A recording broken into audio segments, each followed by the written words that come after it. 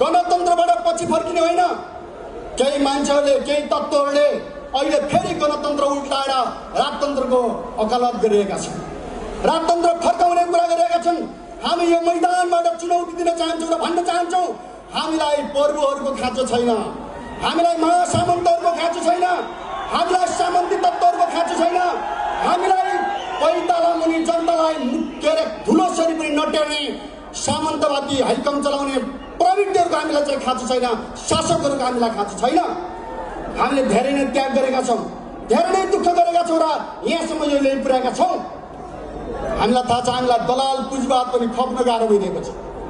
आजको दिनमा दलाल पुँजीपतिहरूले नेपाली जनताको बलिदान त्यागबाट आएको परिवर्तनमाथि कब्जा जमाएर, नेपाली किसान मजदुरहरूको बलिदानबाट आएको परिवर्तनमाथि कब्जा जमाएर नेपाली जनतालाई जसरी दमन गरिरहेका छन् र उत्पीडन गरिरहेका छन्, त्यो बोधबाट हामी मुक्त हुन चाहन्छौँ, त्यसलाई हामी फ्याँक्न चाहन्छौँ।